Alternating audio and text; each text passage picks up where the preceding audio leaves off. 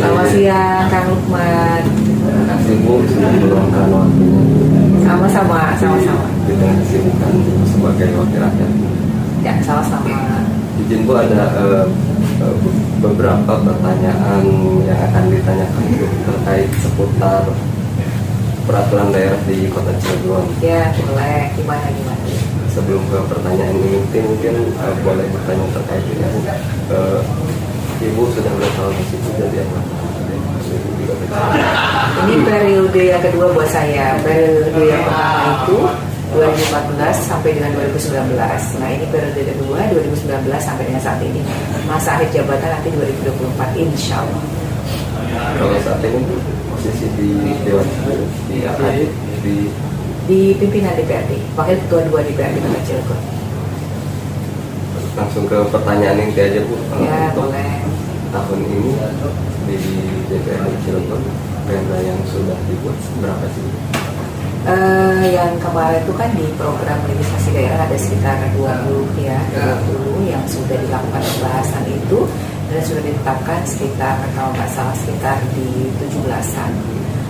Kita lagi sedang membahas lagi juga 3 pansus, 2 raperda dan 1 keputusan DPRD. Jadi program pembentukan peraturan daerah Propemperda. Jadi selalu ada di program legislasi daerah program yang akan sudah disusun untuk rencana peraturan daerah selama setahun. Biasanya di Prolegda, program legislasi daerah. Kalau untuk alur pembuatan perda sendiri seperti apa sih? Kalau misalkan untuk Praperda yang inisiatif DPRD, kalau inisiatif DPRD itu harus yang pertama dilakukan pengusulan dulu di Bapeperdanya kepada semua anggota Bapeperdanya apakah menyetujui atau tidak terkait dengan itu untuk masuk sebagai usulan dari Raperda inisiatif. Kalau sudah masuk di dalam program legislasi daerah akan diusulkan kepada semua anggota DPRD melalui fraksi-fraksi yang ada, ditanyakan apakah setuju untuk masuk ke dalam bahasan untuk di program legislasi daerah. Kalau sudah, maka akan dilakukan kajian bersama oleh pakar, tim ahli bersama dengan seluruh anggota DPRD. Kemudian setelah itu baru nanti akan dilakukan harmonisasi, sinkronisasi juga terkait dengan raperda inisiatif tersebut. Yang melibatkan semua anggota DPRD, karena ini menjadi usulan dari inisiatif DPRD. Nah, baru setelah itu nanti akan dilakukan pembahasan bersama dengan pansus, bentuk pansus. Pansus yang nanti akan membahas secara detail terkait dengan raperda tersebut sampai kemudian selesai dan diputuskan menjadi peraturan daerah. Dan tentu saja dalam membahas raperda tersebut pasti ada melibatkan unsur dari Kanwil Hukum dan HAM, kemudian Biro Hukum Provinsi Banten. Kalau sekiranya memang itu melibatkan terkait dengan kegiatan-kegiatan yang mengarah kepada salah satu keberpihakan ada di bagian mana, kita akan mengundang kementerian terkait yang sesuai dengan judul raperda tersebut, yang sesuai dengan konten dari raperda tersebut. Kemudian setelah itu sampai kemudian selesai dilakukan pembahasan ditetapkan tadi oleh pansus dan menjadi keputusan DPRD yang siap dijalankan bersama dengan pemerintah Kota Cilegon untuk masyarakat Kota Cilegon. Kalau yang kedua, raperda usulan eksekutif. Biasanya kalau begini eksekutif akan menyampaikan usulannya dan sudah masuk ke dalam program legislasi daerah, sudah dimasukkan dalam program legislasi daerah oleh Bapumperda. Kemudian eksekutif akan menyampaikan naskah akademiknya kepada Bapumperda. Bapumperda melakukan harmonisasi, sinkronisasi bersama dengan tadi Kanwil Hukum dan HAM, Biro Hukum Provinsi Banten, kemudian dengan kementerian terkait, gitu ya, bersama dengan seluruh anggota Bapumperda. Setelah itu maka akan dibentuk panitia khusus berisi perwakilan dari masing-masing fraksi yang ada, dan sampai dibahas ditetapkan oleh DPRD melalui rapat paripurna dan menjadi keputusan DPRD dan siap menjadi peraturan daerah. Memang tahapannya lebih panjang sedikit dari inisiatif DPRD. Kalau inisiatif DPRD sebelum dengan pembahasan dengan DPRD ada satu tahapan lagi, mengundang seluruh stakeholder yang ada untuk bisa duduk bersama. Ketika akan membahas naskah akademik itu, masyarakat diberikan kesempatan untuk menyampaikan apa yang menjadi usulannya, sehingga kemudian bisa difasilitasi dan masuk ke dalam draft naskah akademik yang akan menjadi nanti bahan untuk menyusun raperda. Jadi melibatkan secara aktif masyarakat untuk memberikan usulan ataupun katakanlah pandangan, analisa, kajian terhadap raperda yang akan dibahas, raperda inisiatif itu. Dalam proses pembuatan perda tersebut ada kendala sejauh di DPR? Selama ini sih alhamdulillah semua lancar, yang memang butuh waktu dan butuh konsentrasi. Biasanya kami mendorong di pimpinan itu agar fokus menyelesaikan raperda tersebut sampai betul-betul tuntas dan menjadi peraturan daerah yang ditetapkan dalam rapat paripurna dan menjadi keputusan DPRD, gitu kan. Itu selalu yang kita dorong. Jadi saat ini konsentrasi kami adalah menuntaskan semua raperda yang sudah diusulkan, baik itu menjadi usul eksekutif ataupun karena inisiatif DPRD, bahkan delegatif pemerintah pusat misalkan, itu tetap kita sampaikan dan kita prioritaskan untuk selesai. Kalaupun misalkan ada kendala, biasanya kendalanya itu jangan sampai bertentangan dengan undang-undang di atasnya. Dalam perjalanan itu biasanya kita kenapa melibatkan kementerian terkait, melibatkan Biro Hukum Provinsi Banten, melibatkan Kanwil Hukum dan HAM, supaya apa yang kita bahas itu tidak bertentangan dengan mekanisme ataupun peraturan yang ada di atasnya. Bu, dari hasil perda yang dihasilkan DPRD sejauh mana sih efektivitas buat masyarakat? Ya, perlu sosialisasi yang masif supaya masyarakat bisa merasakan atau bisa kemudian terfasilitasi dengan adanya perda tersebut. Sosialisasi secara masif, kemudian diimplementasikan dan diikuti dengan peraturan wali kota untuk kemudian menjadi juknisnya dalam pelaksanaan realisasi atau implementasi dari perda tersebut.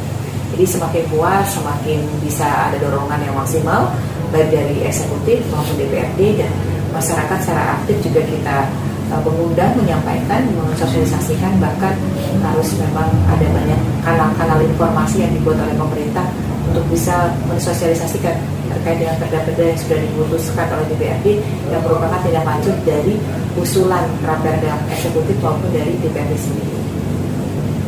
Berarti sosialisasi kepada masyarakat lebih masif lagi ya? Harus lebih masif lagi. Siap. Terima kasih Bu atas waktunya. Sama-sama.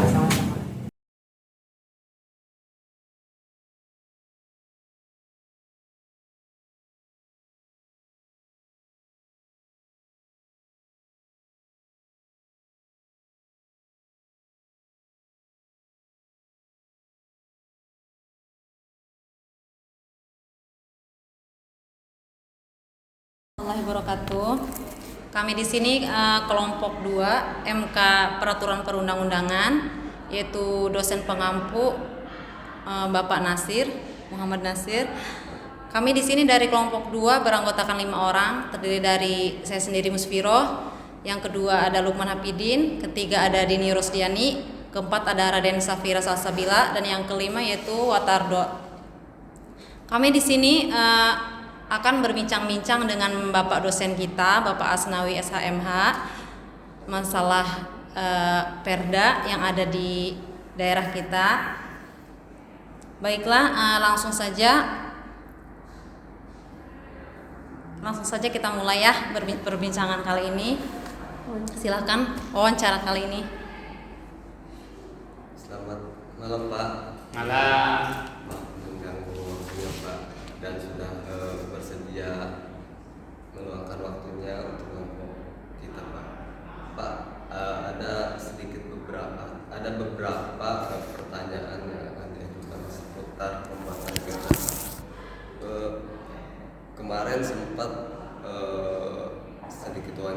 kota sama sama anggota DPRD di Kota Cilegon terkait pembuatan perda. Di sana tahun ini sudah 17 perda yang dibuat. Untuk efektivitas ke masyarakat perda tersebut, seharusnya sosialisasinya seperti apa sih Pak? Dari pandangan dari Bapak sebagai akademisi. Oke, terima kasih atas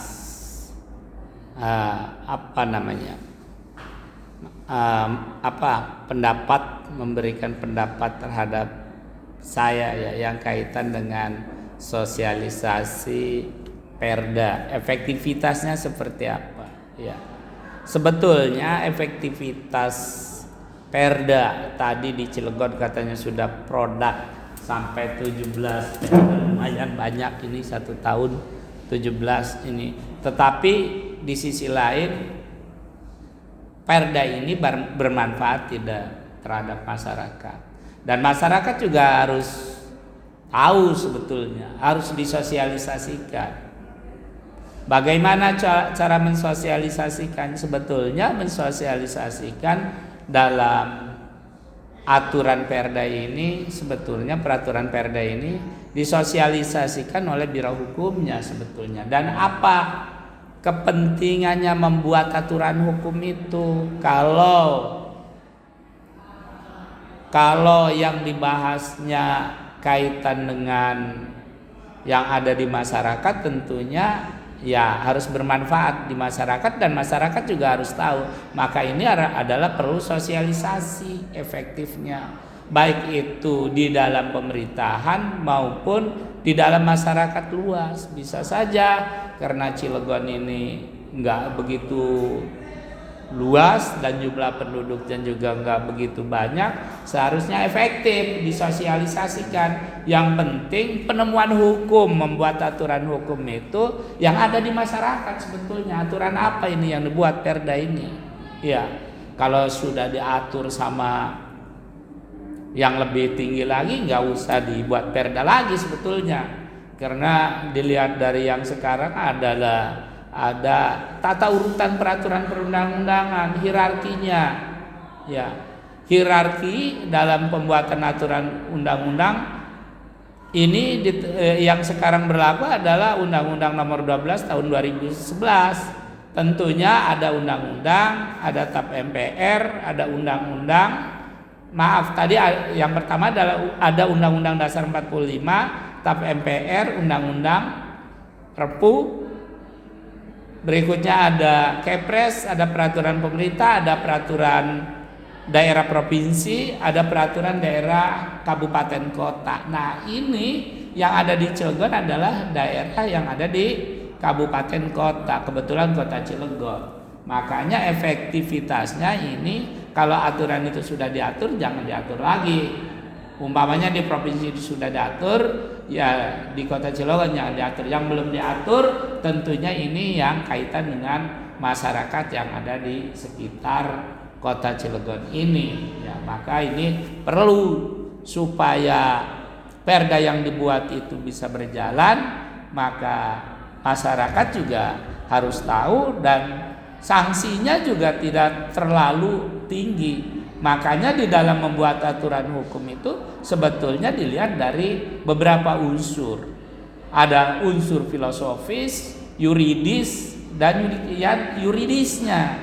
Ya, filosofis, sosiologis, dan yuridisnya. Dilihat dari itu baru dibuat aturan hukum itu menghasilkan hukum yang bagus yang bisa ditaati oleh masyarakat. Ya, jadi lebih efektif. Efektifnya sosialisasi di masyarakat lewat apa ini? Umpamanya tentang di Cilegon itu bisa saja tentang sampah umpamanya. Tentang sampah ini ya yang berhak mensosialisasikan biro hukum dan yang punya kepentingan, yang bagian lingkungan hidup tata kota di sana supaya kotanya bersih. Dan masyarakat juga menaati, jangan sampai ada aturan perda tidak menaati. Sanksinya juga tegas, ada. Ya, kalau sanksinya yang melanggar dikurung 1 bulan atau denda 500.000 kayaknya jalan itu. Jangan sampai yang dibuat kayak yang di kota-kota ada di Banten, tetangganya Cilegon yang ada di sekarang ini, banyak perdanya ada tetapi tidak efektif setelah dibuat. Sampah kemana-mana, ya kan? Perdanya ada, sampahnya di mana-mana, sanksinya nggak ada. Ini namanya tidak efektif. Maka kita bagaimana supaya perda itu efektif? Ya ada sosialisasi dan ada penegakan hukumnya, ada pengawasan hukum. Begitu. Kan Pak, dalam pembuatan perda ini kan tentu menggunakan anggaran yang tidak sedikit Pak ya. Nanti dalam penerapannya supaya tidak mubazir seharusnya seperti apa sih Pak? Ya tadi saya katakan supaya jangan mubazir ini, perda ini bisa dilaksanakan tadi, ya bisa dilaksanakan oleh masyarakat. Ada penegakannya, jangan sekedar dibuat perda, tetapi penegakannya tidak ada pengawasannya. Tentunya ini harus ada pengawasan yang tegas. Sekarang banyak perda tapi tidak berjalan, kayak contohnya pasar-pasar di pinggir jalan, perdanya mah ada, tetapi kenapa nggak jalan, mengganggu ketertiban umum? Ini kelemahan, tidak ada penegakan hukum. Seharusnya siapa yang menindak ini? Dalam hal ini penegakan hukum, lembaga yudikatif. Siapa lembaga yudikatifnya? Ya polisi dan lain-lainnya yang berhak di sana. Yang bisa menegakkan mungkin dibantu dengan Satpol PP-nya. Karena yang penegakan ini adalah lembaga yudikatif. Siap Pak, terima kasih Pak atas tanggapannya Pak, atas tanggapan dari Bapak sebagai akademisi terkait perda yang ada di Kota Cilegon. Mungkin cukup ya.